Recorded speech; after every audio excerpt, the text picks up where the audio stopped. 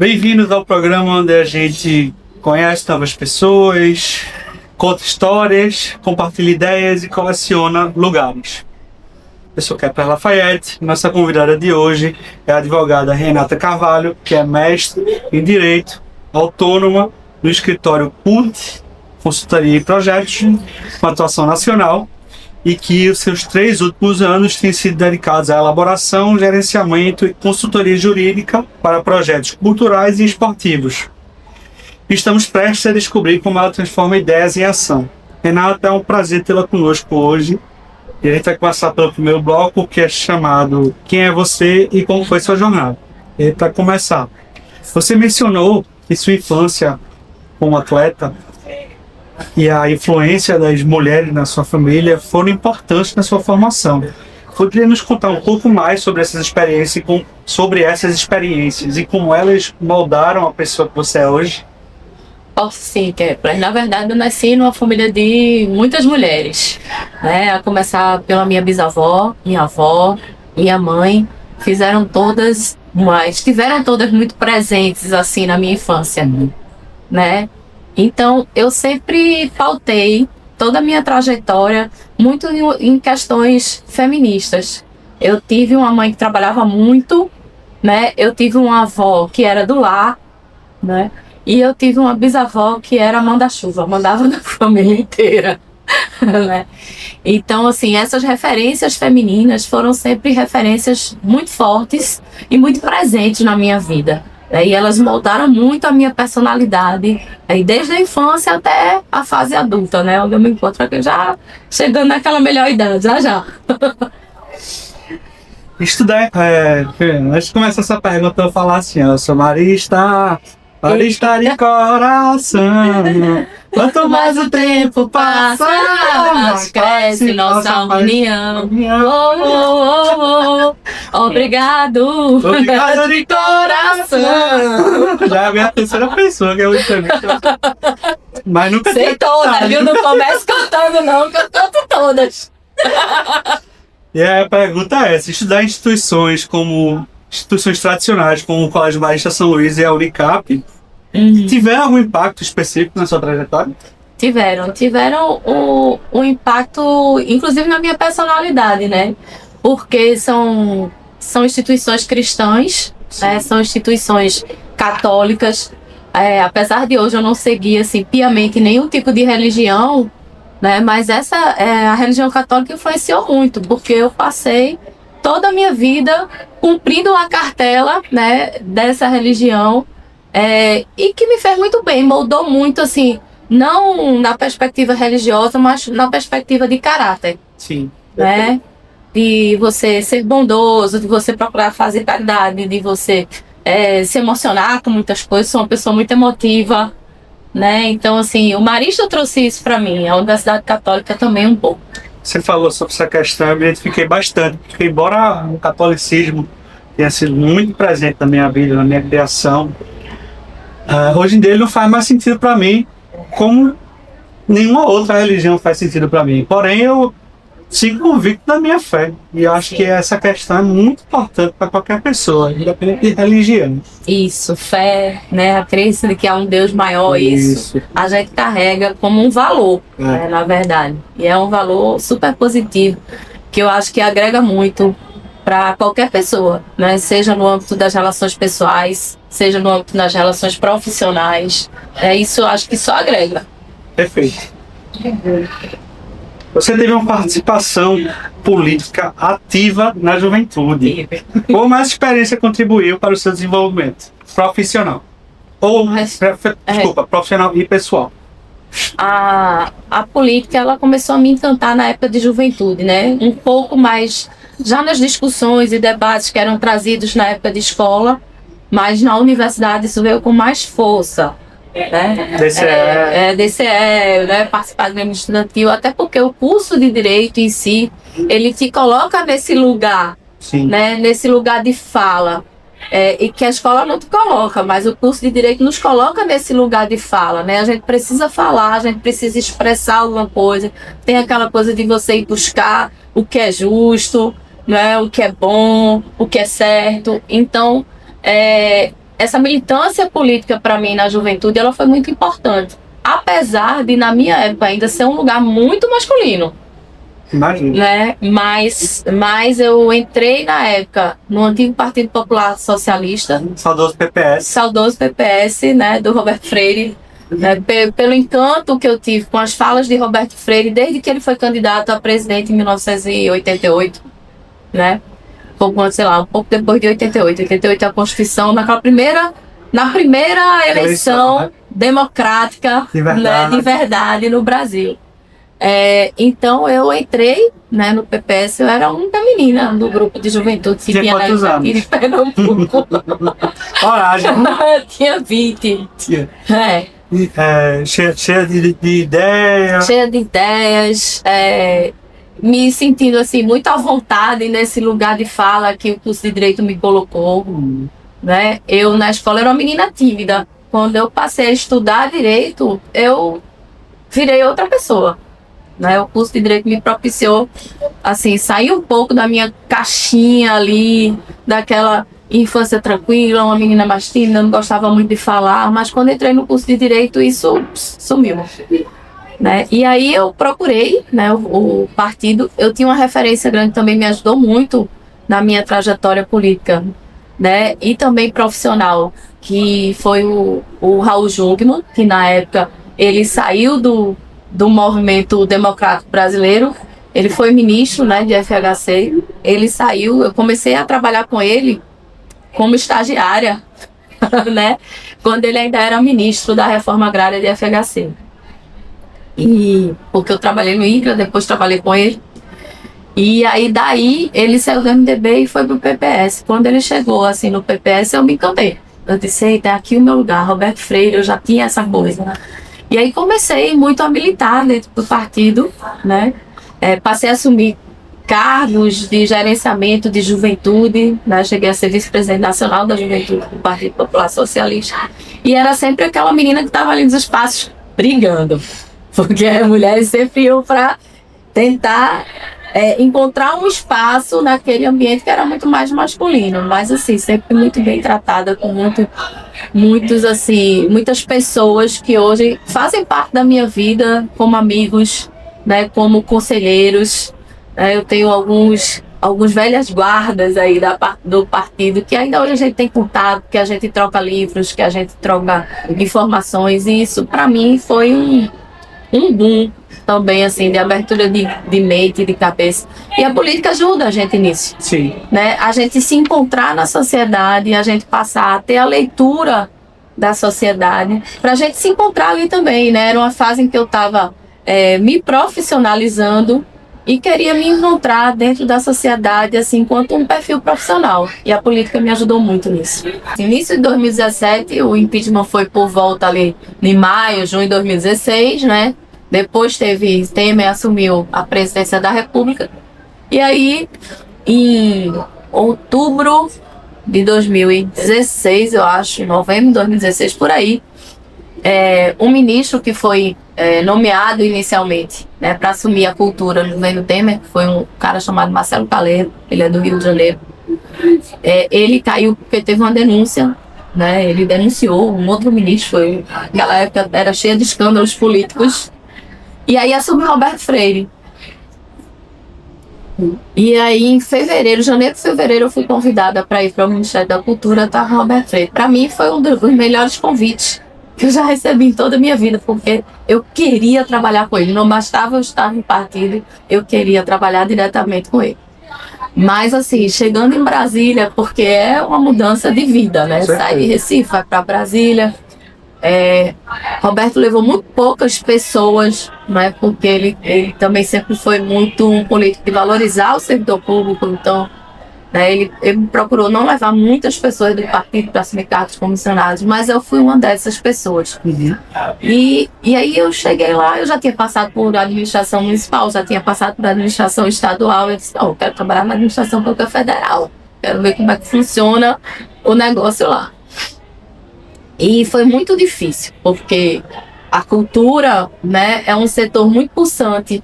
Sim. Né? A cultura é um setor que naturalmente, né, tem uma vertente política de esquerda Forte. né? Muito forte. É uma bandeira que é muito levantada pelo Partido dos Trabalhadores e de fato é, né? Então você imagina você chegar como cargo comissionário no ministério numa época de impeachment, né, em que o PT foi tirado do poder e que todo mundo que chegava era taxado como golpista. Toda vez que eu chegava no ministério tinha um rebu, né? Era plaquinha de servidores achando ruim. Então, assim, era um movimento completamente hostil, Com certeza. né? Hostil total.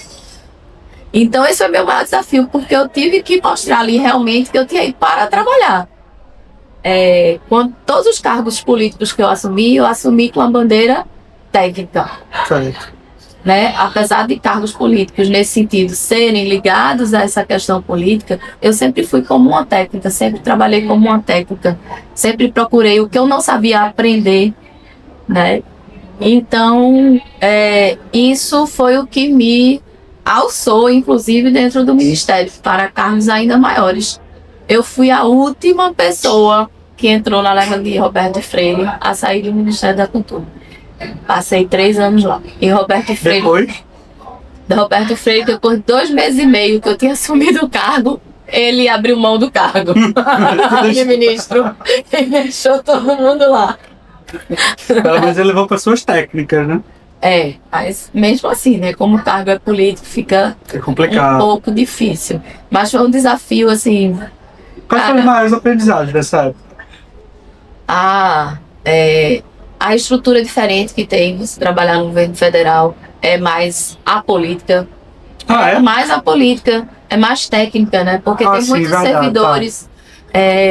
Como não tem uma política nacional muito definida, né? A política ela é pulverizada nas unidades federativas, nos municípios. Então, o trabalho na União, ele é mais técnico, menos político. E isso foi uma coisa que eu gostei, né? Me fez me sentir bem ali, né? Conseguir a confiança dos servidores públicos.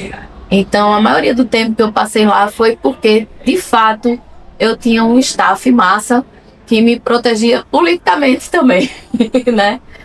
Importante, isso é importante. Por conta da questão técnica. Então, eu estava lá sempre para aprender, estava ajudando, estava trocando, estava colocando a galera a fazer curso, a gente fazia curso e era muito legal mesmo. Assim, tive uma passagem muito maravilhosa da minha vida. Foi tanto a moradia em Brasília, que eu até hoje amo Brasília, quanto o trabalho que eu fiz lá, que eu desenvolvi lá. E como é que foi a experiência de coordenar a implantação do Sistema Nacional de Defesa do Consumidor em Pernambuco? Quais foram os principais obstáculos e como você os superou? Eu trabalhei 10 anos, Kepler, com direito do consumidor, né? Comecei no Estado, e aí fui gestora, né, de atendimento da parte do PROCON Pernambuco. Passei 2 anos trabalhando no Estado. Foi a época da implantação desse sistema. O governo federal estava iniciando o processo de sistematização, né, das questões que envolviam o governo federal. Uma delas foi o Sistema Nacional de Defesa do Consumidor, chamada à época era SINDEC, porque tudo na União tem sigla. Né? Tudo tem sigla. Eu sou suspeito porque eu acho as coisas muito mais fáceis de memorizar através das siglas. Muito. Depois que você aprende a conviver com elas, antes não, você fica doido. Mas assim, tinha o SINDEC e o SINDEC era maravilhoso, porque todo o atendimento era feito sistematicamente. Dali era possível gerar dados, que isso é importantíssimo, né? Hoje em dia você vai prestar um serviço e você não tem a devolutiva em relação a dados, qual foi o serviço que você mais prestou? Verdade. Né? Quais eram as maiores problemáticas de defesa do consumidor no estado de Pernambuco? Eu acho que a gente teve que uma conhecida minha caiu no golpe do boleto falso.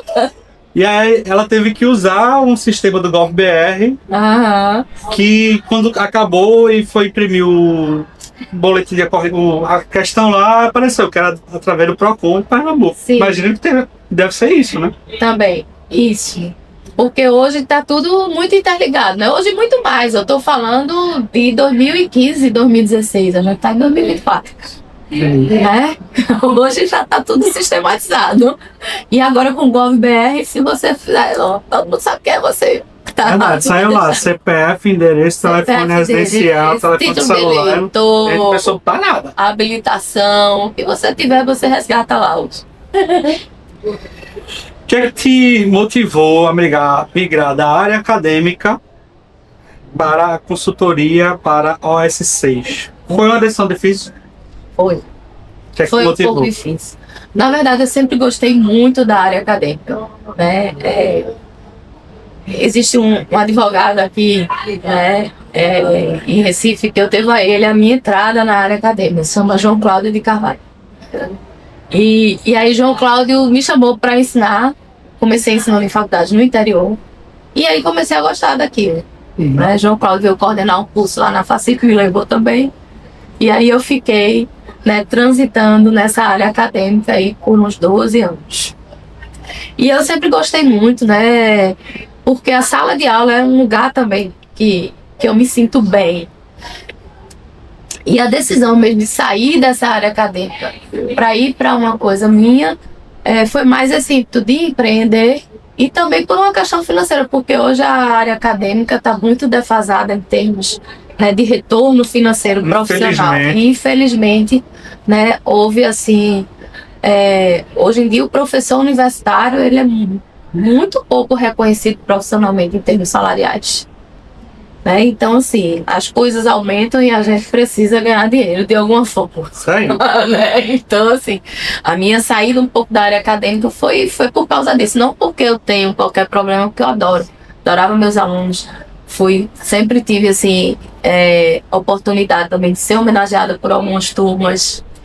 Eu passei 2 anos e meio, foram 3 anos direto sendo homenageada, porque todo aluno que passava na FACIP passava por mim, não tinha como. Tu ensinava o quê? Qual era a cadeira? Eu ensinava direito empresarial. Então, direito empresarial, poucas pessoas, né, gostam de ensinar. Né? Tem uma pessoa que foi, inclusive, minha colega de faculdade, chama Renata também, professora Renata Lima. A professora Renata Lima é uma das poucas pessoas que eu, né, conheço que também gosta de ensinar essa disciplina de direito empresarial. Então não tinha como, tinha que passar por mim. E a questão das OS6? OS6 é a Organização da Sociedade Civil. Teve muito a ver com minha passagem no Ministério. Né? Por quê? Esse é o famoso terceiro setor? Exato. O terceiro setor ele é bem amplo, né? E o conceito também de organizações da sociedade civil, depois do marco regulatório, né? O marco regulatório é a legislação hoje que atende, né, as organizações da sociedade civil. É uma legislação de 2014, né, que foi regulamentada inicialmente em 2016. Então ela só realmente começou a ser utilizada porque como necessitava de regulamentação em 2017. Foi quando eu cheguei no Ministério da Cultura. Entendi. E aí foi o outro rebuliço, só que agora o rebuliço técnico, porque tinha uma legislação nova, né, que trazia inclusive novos instrumentos jurídicos, né, de parceria da União com organizações da sociedade civil. Famosos PPPs? Não, né? São os termos de fomento e os termos de colaboração. Tá. Né? Então, outra denominação, analogicamente falando, ao que era convênio antigamente. Hoje em dia, convênio a gente utiliza para parcerias entre o poder público e o poder público. Né? Só que de esferas federativas diferentes. Tá. Né? E com organizações da sociedade veio isso. Então, o sistema jurídico de parceria mudou. E as pessoas não sabiam como lidar com isso. Então, isso foi um momento de muito estudo, não só para mim, como os servidores que estavam lá, era uma coisa nova. Né? E aí as organizações da sociedade civil se sentiram, obviamente, contempladas, porque essa legislação dá a possibilidade, né, de qualquer ente público usar o terceiro setor. Como você descreveria a sua experiência no Ministério da Cultura, especialmente como a diretora da Diversidade Cultural e representante do Brasil no programa Ibero-Americano? Rapaz, isso foi assim, um presente que eu recebi, né, da minha, até então, secretária de Diversidade Cultural na época, Débora Albuquerque, de ser o ponto focal do Brasil nesse programa. Esse programa era um programa voltado a expandir, e que foi criado em 2014 também, né, foi, na verdade, não foi nem criado, né, foi legislado em 2014. A ideia do Cultura Viva foi uma ideia de Gilberto Gil, que surgiu na época do governo Lula, de criar e fazer cultura de forma comunitária. Era cultura de base comunitária. E isso, essa ideia, ela foi expandindo na América Latina. Né? Não é que você fazer cultura, não só você fazer, é você valorizar a cultura local, comunitária, dos povos tradicionais. Então, assim, ter contato com isso, para mim, foi uma experiência incrível. Né? Eu estive na Guatemala, que é um país, assim, pouco falado, mas culturalmente, assim, incrível. Quem mora lá na Guatemala é Hélio Pessoa, irmão ou primo de Rodrigo Pessoa, do Ipim. A única coisa que eu sei sobre a Guatemala. Pois, assim, eu fiquei encantado com a Guatemala, né? A Guatemala, tive a oportunidade de estar na Argentina, no Chile, né, conhecer um pouco como eram feitas essas pequenas organizações que às vezes são coletivos, não tem nem constituição jurídica, né, de pessoas que fazem acontecer a cultura dentro, né, das comunidades, dentro daqueles territórios locais. Então, cara, isso para mim foi assim de uma riqueza, eu não sei nem te assim proporcionalizar. Sabe? A cultura abriu muito também os meus caminhos. Né? E aí, por isso, essa minha paixão pela cultura e a decisão de continuar trabalhando, né, com esse pessoal que faz cultura no Brasil.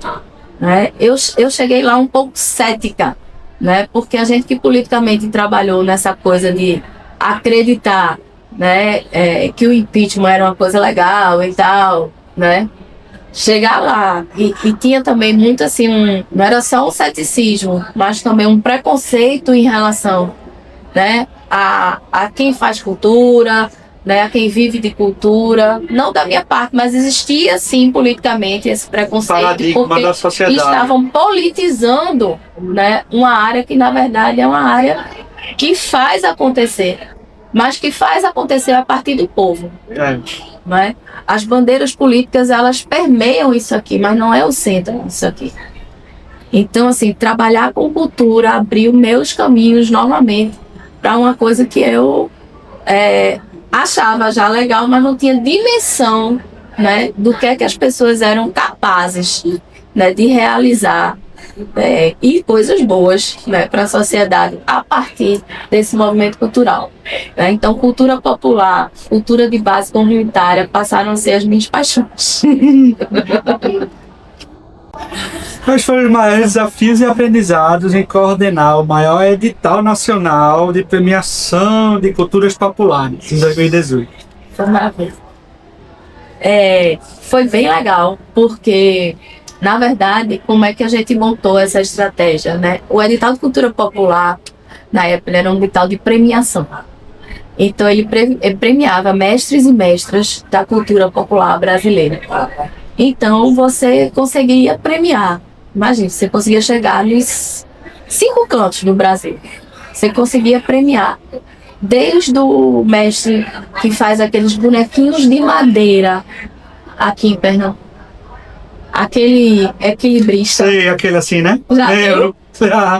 E fosse todo aquele. Isso é aquele. É isso, né? Isso é feito manualmente, né? Por um mestre que trabalha a vida dele inteira, ele faz isso. Né? Desde um senhor que a gente conseguiu premiar em Montes Claros, em Minas Gerais, a cidadezinha de Minas Gerais. Esse senhor de 86 anos, ele fazia todas as violas de seresta da cidade. A cidade tem um movimento de seresta incrível. E ele fazia à mão. Cara, impressionante. Eu me emociono porque eu fico assim, sabe, querendo chorar. Porque essas pessoas são incríveis. São, realmente. E levam isso de geração em geração. Certo? Então, quando a gente teve uma troca efetiva de ministros, chegou um ministro lá, carioca, chamado Sérgio Saleitão. Ele viu que em 2017 tinha tido a maior adesão realmente de inscrições nesse edital, que foi o primeiro, né, feito pelo Roberto Freire. E aí ele disse, não, esse negócio aqui é incrível. Vamos fazer de novo, só que vamos fazer colocando mais grana. Boa. Né? Vamos regionalizar o edital, porque assim, a cultura popular, de fato, ela é muito forte no Nordeste e muito forte no Sudeste. Mas isso não quer dizer que não exista cultura popular no Norte, né? No Sul, no Centro-Oeste. Então, eu disse, vamos dividir para equalizar também, né? Ter uma divisão também orçamentária, né? Para que todos os cantos do Brasil sejam contemplados. Então, esse edital foi um edital na época de 10 milhões de reais. E a gente levou, né, foram acho que 500 prêmios, uma coisa assim, por todo o Brasil. E a gente fazia essas rodadas, né, pelos 5 cantos do Brasil, porque a gente precisava, inclusive, explicar o edital, porque você imagina, é edital que o pessoal escreve, né, com aquela linguagem jurídica, né, rebuscada, e como é que você explica um edital desse para uma pessoa que faz cultura popular? Né? Então foi muito desafiador, mas foi incrível, porque a gente conseguiu assim, ter essas experiências de chegar em todo lugar e ver que tinha algo funcionando ali. Então tem muita coisa bonita nesse Brasil para se ver que é proveniente da cultura. A gente acredita muito na cultura, inclusive a gente já tem alguns anos que está desenvolvendo projeto que a gente junta a nossa comunidade e através de artesanato ou de uma obra de arte, a gente homenageia essas pessoas da nossa comunidade. 2 exemplos fortíssimos estão aqui, que é o Ariano e Vicente Silva, daqui de Recife, e o abraço de Mano de Baé, lá de Tracunhaé, que já é a 2ª geração de artesão que descendeu do seu pai, o mestre ceramista. Lembra? Mano de Baé é filho de Mestre Baé. Filho de Mestre Baé. E aí, é o casal Faciano. Casal Faciano de Mano de Baé, que já é a 2ª geração de artesão lá de Tracunhaé, filho do Mestre Baé. Então, com isso a gente encerra. Eu sou fã de Tracunhaé. É muito bonito. Eu vou lá direto para comprar obra direto dos artesãos, porque eu adoro obras de barro também. Essa mania veio aí da minha passagem pelo Ministério da Cultura. Então eu já estou lá ligado em todos os artesãos de lá de Tracunhaé. Amo. E aí, com essa observação, a gente encerra o nosso primeiro bloco. Voltando aqui a conversa com Renata, o segundo bloco sobre as OS6 como parceiras na execução de políticas públicas. E a primeira pergunta, você poderia explicar para o nosso público de forma clara e concisa o que são as OS6 e qual é o papel delas na sociedade? As organizações da sociedade civil, né, juridicamente falando, né, elas são entidades privadas sem fins lucrativos. Né? Então, nesse sentido hoje, tudo que se enquadra como organização da sociedade civil vira um braço do Estado. O Estado é falando a administração pública no geral, né? Aquele Estado com E maiúsculo que a gente aprende na faculdade, né? Administração pública com A e P maiúsculo. Por quê? Porque as organizações da sociedade civil hoje, elas têm essa capacidade de execução, né? Todas elas, se você for estudar ou ler estatutos de organizações da sociedade civil, você vai encontrar diversas frentes de trabalho. Tem organizações de sociedade civil que são voltadas ao trabalho esportivo, né? Tem organizações da sociedade civil que são direcionadas especificamente ao trabalho com a cultura, com a educação, com a saúde. Tem de creche também? Tem de tudo. Tem de tudo. Né? Então, as organizações da sociedade civil, tem muitas que são ligadas, inclusive, à assistência social. Né? Tem um selo, inclusive, né? E que presta serviço para assistência social, né? Que é o Selo Sebas. Não sei se você já ouviu falar. Mas são organizações da sociedade civil que prestam, né, um serviço à sociedade. Então, hoje, a organização da sociedade civil, ela passa a ser um elo. É um elo entre a administração pública, né, e o destinatário, que são os beneficiários, que são todos os cidadãos. Por quê? Porque a sociedade civil está mais perto. Mas você imagina, o governo federal não tem a menor capacidade, né, de chegar diretamente em todos os municípios. Imagina todas as comunidades. Imagine todas as comunidades, né? Então, as organizações da sociedade civil, com o marco regulatório, vem para ser isso, esse braço da administração pública, Importante. né? Aquele braço que executa, né? Que faz o trabalho braçal, né? Tá lá na Que ponta faz mesmo. as entregas, né? Então, o marco regulatório propiciou isso.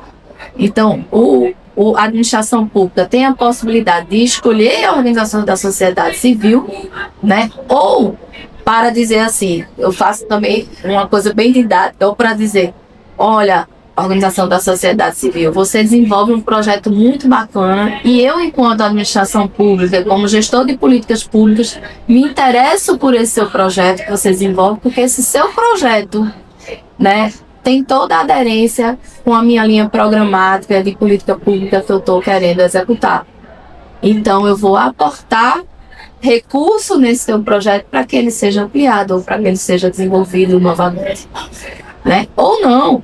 A administração pública também pode chegar e falar assim, gente, eu tenho esse programa, né, que é voltado à execução desta política pública. E hoje, por exemplo, ninguém está atento a ela e gostaria E de hoje ninguém fomentar. está atento a ela. Eu preciso criar ações dentro desse programa voltado a uma determinada política pública, mas não tem o braço.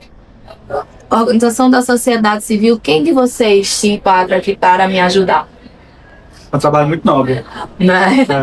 É. Então, assim, hoje a administração pública tem essa possibilidade, né, de usar as organizações da sociedade civil enquanto braço para chegar Uma boa ferramenta. uma boa ferramenta, na verdade, essa é uma ferramenta. É. Que daqui a pouco vai ser a grande ferramenta, já tem sido ampliado esse trabalho, mas vai ser a grande ferramenta, né, do poder público para conseguir chegar ao cidadão. Conhecia muito pouco esse conceito, estou conhecendo um pouco mais agora, realmente. É uma ferramenta capaz de transformar realidades. Isso. Né? Quais são os maiores desafios que você vê que as organizações da sociedade civil enfrentam atualmente aqui no Brasil? Atualmente elas têm, o maior desafio é se organizar realmente juridicamente. Tipo, sair da... Sair da informalidade, né, e se formalizar. Porque hoje a gente tem muitos coletivos, né, muitos grupos, né, muitas associações ainda não, né, reguladas, formalizadas, que desenvolvem trabalhos legais. Sim. Né? Ou seja, que tem projeto e que desenvolve projeto. Sabe desenvolver projeto, precisa se regularizar e aprender a desenvolver o projeto dentro das normas da administração pública. Para se ficar elegível para receber aqui na Isso. porta. Eu digo assim, se profissionalizar, mas profissionalizar talvez não seja uma palavra muito adequada, né? Porque elas desenvolvem bem o trabalho delas, Sim. mas se adequar, né, a desenvolver esse trabalho pautado em normas que são normas da administração pública. Aí a coisa funciona. Pretendo. Que tipo de impacto você espera gerar com o seu trabalho de consultoria para as OSCs? Eu pretendo ajudar, né, nesse processo de regularização. Minha consultoria faz esse processo também de regularização, né, e também a desenvolver e a executar esses projetos, né, a entender que é possível que uma organização da sociedade civil, né, faça projetos e também sobreviva desses projetos, desde que entregue, né, desde que faça a coisa acontecer, né, e que isso seja uma coisa levada a sério, né, porque sendo levada a sério, eu não vou mais utilizar a palavra profissional, né, mas sendo levada a sério, a coisa dá muito certo. Eu tive experiências em algumas organizações da sociedade civil que são, gente, fantásticas. Deve transformar vidas, eu imagino. Fantásticos. Trabalhos assim, você não acredita nem que existe. Quando a gente não transita no setor. Esse marco regulatório, como é que você avalia? Essa nova regulamentação seria o marco regulatório. Sim. Quais são os pontos positivos e negativos desse marco regulatório das OSCs? Eu sempre, assim, como eu agora tenho o olhar, né, do terceiro setor, eu sempre olho como positivo. Ele atualmente, sim, agora recentemente, ele sofreu ainda algumas alterações, e essas alterações foram alterações muito bacanas, porque foram fruto, né, de um grupo de trabalho que se reuniu, né, de diversos pontos também, lugares do Brasil, para propor, né, uma nova regulamentação marco regulatório. E esse grupo era o grupo formado por representantes da sociedade civil, que já vivenciam, né, que já se adaptaram à lei há um certo tempo e já tocam, né, o seu trabalho com base no MIROSC, que ele é carinhosamente chamado de MIROSC, Marco Regulatório das Organizações da Sociedade Civil. As siglas chegam aí. As siglas, né? Então, isso foi muito bacana, porque deu uma regulamentada nova e algumas coisas já foram modificadas no decreto de 2016.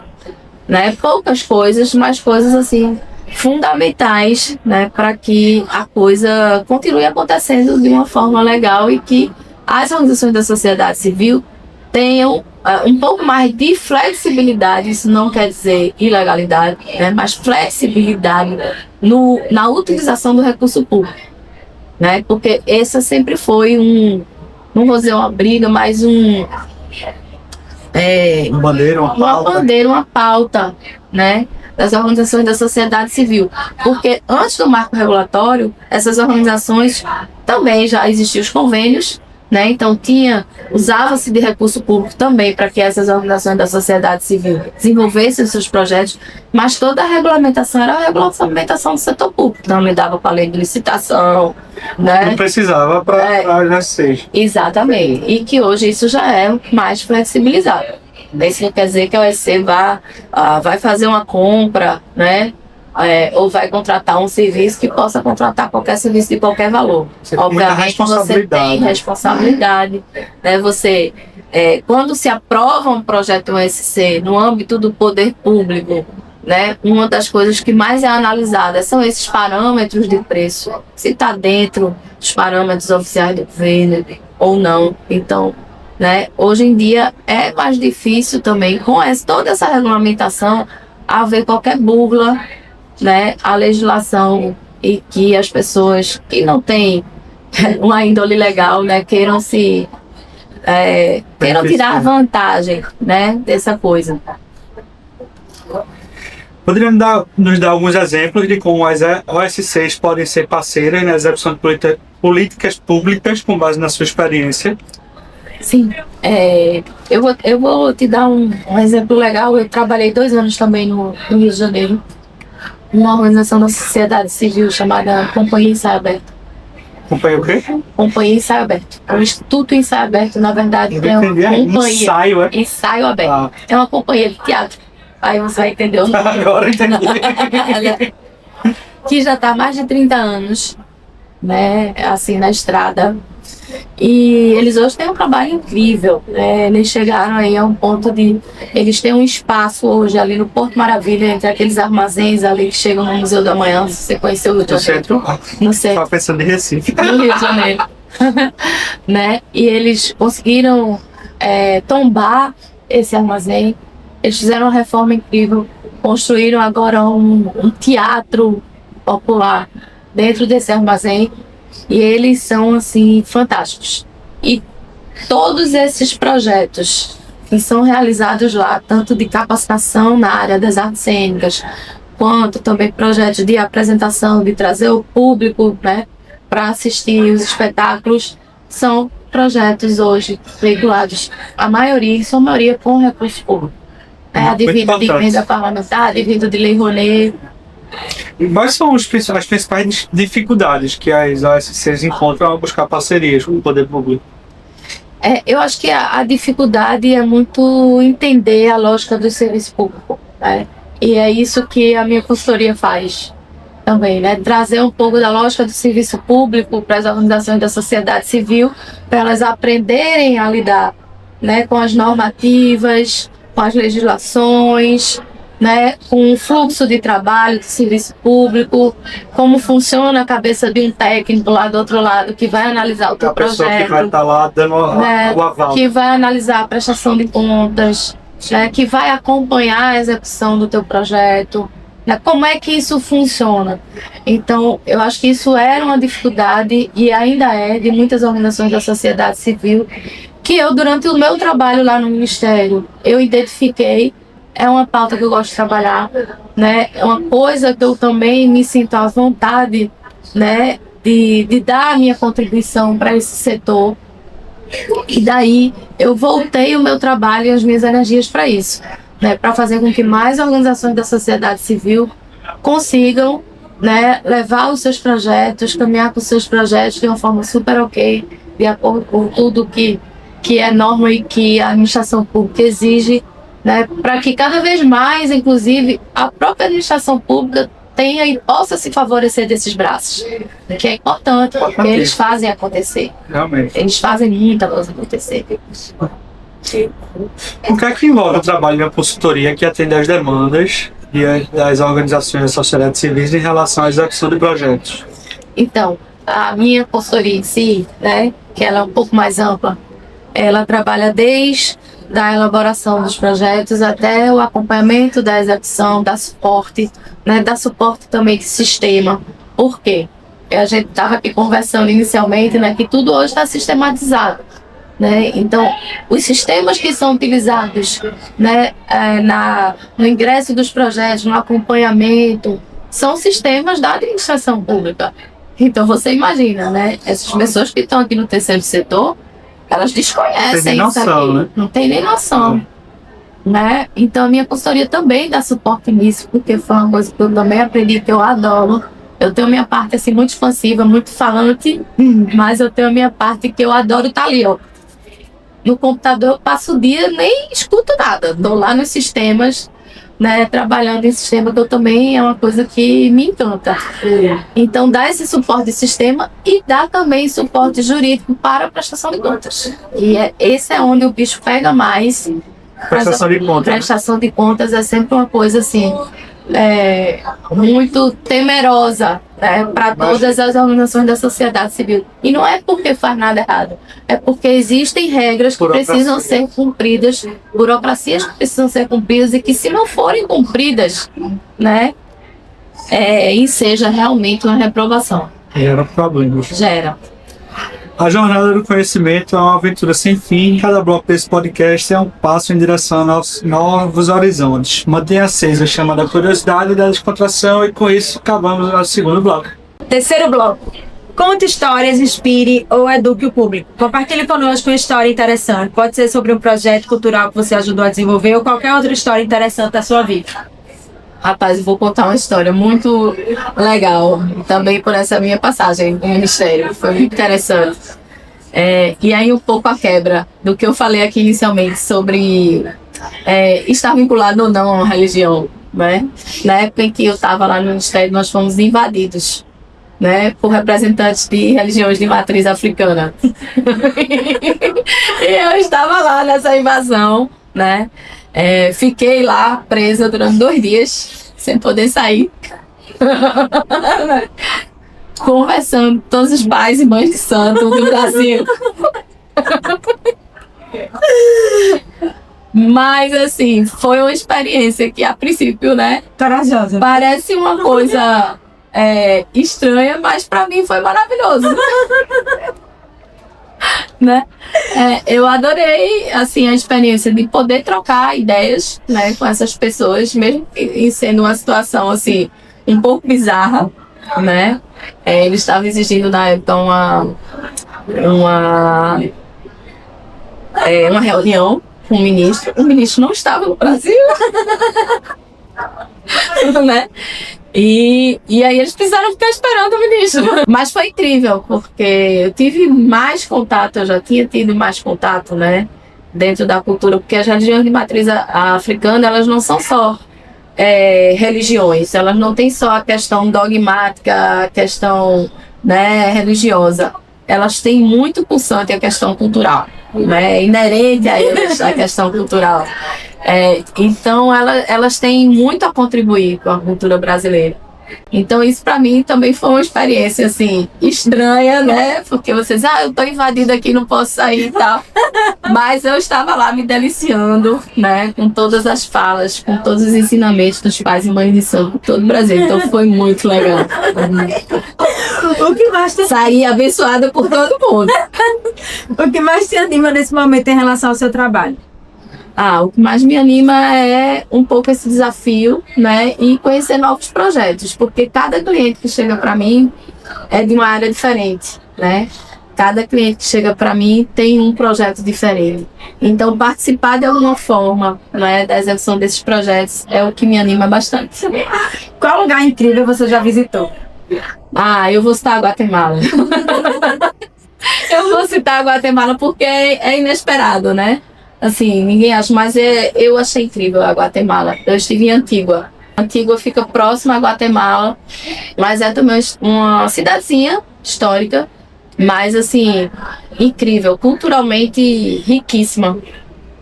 Bloco 4. Quebra de paradigmas e perguntas rápidas. Na sua área de atuação, quais paradigmas você desafiou ao longo de sua carreira?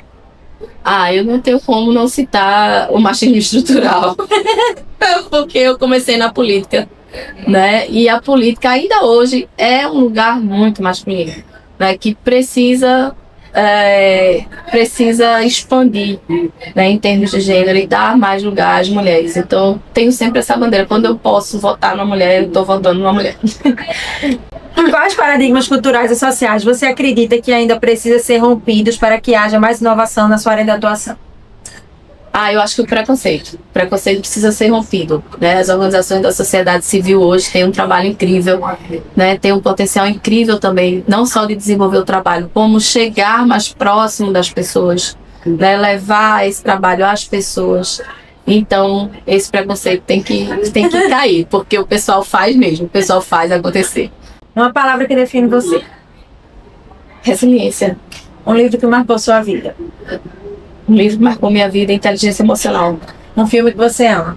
Sociedade dos Poetas Mortos. Esse é antigo, viu? Eu lembro na época da locadora. Na época de locadora, eu na Colortel alugando esse filme. Isso, marcou muito minha vida. Amo esse filme. Eu falaria também esse filme, se possível. Um momento que você nunca esquece. Um momento que eu nunca esqueço eu acho que é o nascimento da minha filha. Um prato que você não resiste. Nada. Uma pessoa que te inspira. Uma pessoa que me inspira. Eu acho que várias pessoas me inspiram, mas assim, atletas sempre me inspiraram, né? Então, eu vou falar um atleta do meu esporte, que vocês não vão conhecer, Duda Amorim. Um sonho ainda não realizado. Sonho ainda não realizado? Viajar pro Egito. Eu também tenho esse sonho. Eu tenho. Não posso, eu digo lá em casa, eu não posso morrer sem antes ir ao Egito. Desde de pequena eu também dizia que queria conhecer o Egito, um dia eu ainda vou. Um conselho que você daria a si mesmo no passado. Estude ainda mais. Doce ou salgado? Salgado. Verão ou inverno? Verão. Gato ou cachorro? Cachorro. Praia ou montanha? Eita, ficou difícil. Praia. Café ou chá? Chá. Manhã ou noite? Noite. Qual é o seu lugar favorito no mundo? A minha casa. Qual é o seu maior medo? Meu maior medo é acontecer alguma coisa ruim com a minha filha. Sonho de infância? Sonho de infância, viajar ao mundo. Qual é o seu maior vício? Handball. Seu maior favorito? Handball. Handball. O que te tira do sério? Mentira, injustiça. O que faz pra relaxar? Assiste Netflix. O que não pode faltar na geladeira? Coca Zero. O que você mais admira em alguém? Os sorrisos. A hashtag de sucesso. Tamo junto, Manu.